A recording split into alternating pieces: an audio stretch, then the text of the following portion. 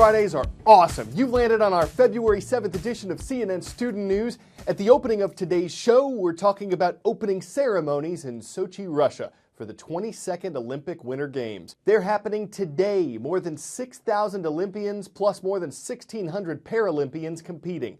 75,000 people can fit into Olympic Park alone, but thanks to the magic of television, 3 billion will be able to watch worldwide.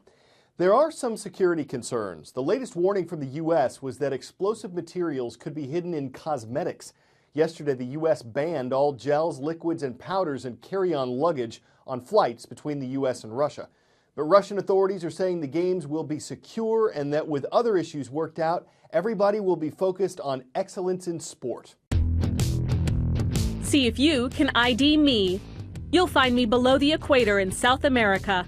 I'm the second most populated city in Brazil. Translated from Portuguese, my name means River of January. I'm Rio de Janeiro, the most visited city in South America. It's about to get more visitors. Later this year, Rio de Janeiro is scheduled to host the FIFA World Cup, the biggest sporting event on the planet. And in 2016, the Summer Olympic Games will be there. The city's more than 400 years old. It has some of the most beautiful sculpture and scenery in the world. It's used to crowds of tourists. But one thing that will help this city of history is a monitoring center of the future. A breathtakingly beautiful city that clings to the Brazilian coast. Rio de Janeiro is not always the easiest place to live. 6.32 million people, precarious housing, and a series of major events, from a Pope's visit to the 2016 Olympics, are pushing the limits of the city's infrastructure. But here in the heart of Rio, an ultra-modern operations center may give officials a leg up. A giant wall of screens streams video from roads, subways, and weather satellites. Employees in white jumpsuits quietly tackle crisis after crisis. Pope Francis' visit last July was a major test. The director tells us he slept just 3 hours a day. When the Pope was here, all of us, we had to arrive here before. He left home, and we could only leave after he arrived home. A pioneering system designed by IBM at the behest of Rio's mayor, the center integrates data from 30 different agencies. We are now trying to replicate in other places that could help cities, to manage their daily operations. Inaugurated at the end of 2010, the Nerve Center sounds the alarm when mudslides threaten hillside favelas and reroutes traffic when accidents block roads. The center is going to face a big challenge during the World Cup when they have to try and get teams and fans to the stadium and yet keep the city running. We're not as modern as London or Tokyo or Hong Kong or New York. But in our stage, technology is being more helpful in Rio than it's in New York, it's in London, it's in Tokyo, it's in Hong Kong. Of course, no other city has both the World Cup and the Olympics on the horizon, presenting a major challenge for this new technology. Shasta Darlington, CNN, Rio de Janeiro. From South America, we're sailing to the Korean Peninsula. North and South Korea have been divided since 1953 when fighting ended in the Korean War. In South Korea, a republic, people are free to travel. In North Korea, a communist state, the government has to approve travel. And many families separated in the war have been kept separate since. In the past, the two countries agreed to allow reunions. 100 people from each side were set to meet and spend time together later this month. But now North Korea may be going back on that promise because of annual military drills that South Korea holds with a North Korean rival. 100 South Koreans who were preparing to be reunited with relatives in the north are once again in limbo this Thursday. Just one day after setting a date for family reunions of 20th to the 25th of February, North Korea is now threatening to pull out. The National Defense Commission says it does not make any sense to carry out the reunions during what it calls a dangerous nuclear war practice.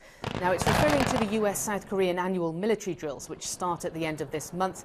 These war games have often angered the North, especially last year, although the US and South Korea say they are defensive in nature. Pyongyang has called on them to be cancelled, but even after today's warning, South Korea's defence ministry says they will go ahead. The family reunions are a highly emotive issue. Millions of families were split after the Korean War more than 60 years ago.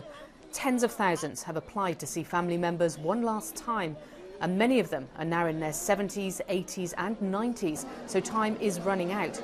Some have passed away already without seeing their relatives for one last time. There is a precedent for this. In September of last year, Pyongyang pulled out of planned family reunions just days before they were expected to take place. They would have been the first since 2010. Paula Hancock's CNN Seoul. Religious freedom was one of the subjects President Obama mentioned yesterday at the National Prayer Breakfast. This is a Washington tradition dating back 62 years. It brings together presidents, world leaders, and guests of different faiths and political backgrounds. Now, here as Americans, we affirm the freedoms endowed by our Creator. Among them, freedom of religion. Yes, this freedom safeguards religion, allowing us to flourish as one of the most religious countries on earth. But it works the other way too, because religion strengthens America. We've been around the world on today's show. Now we're going cross-country from east to west. Hail to the Chiefs. We're glad to be part of your day at West Lincoln Middle School in Lincolnton, North Carolina. In the American heartland, we're stopping by Fredonia, Kansas. The buzz is all about the Fredonia High School Yellow Jackets. And out west to Wenatchee, Washington, we pause to recognize the Panthers who are stalking CNN Student News from Wenatchee High School. All right, it's time to unlock some truth. The band we're reporting on today has released 3 CDs and counting. They've been on a Beats by Dre commercial. They're playing at an event with dozens of other bands in April, and they're heavy metal. And when you think of that, heavy metal bands, these kids might not fit the stereotype, but that's fine by them. Malcolm Brickhouse, Jared Dawkins, and Alec Atkins. They're quickly gaining notoriety as the heavy metal band Unlocking the Truth. People saw us in the city, and they went home and watched us on YouTube. One of those YouTube clips went viral with more than 1.4 million views. The trio has since been profiled by magazines and featured on shows like Totally Biased. For a group of kids from Flatbush, Brooklyn, known more for hip-hop than heavy metal, Unlocking the Truth's rising success is breaking down barriers. Us being black and having a heavy metal band is really tough, but then fun. Heavy metal, the nail polish, the rock scene, they don't really see stuff like that. With support from their families, the boys are undeterred. All 3 of the boys are like that. Just feel free and do what you want to do. Don't care what other people think. And you can hear that in their music. Most of my lyrics right now are about being free. Although the group has not graduated to singing those lyrics just yet, it has not stopped them from gaining new fans.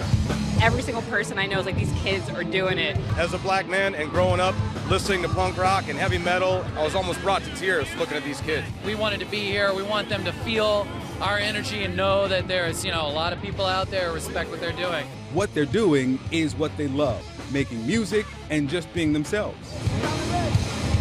Victor Blackwell, CNN, Atlanta.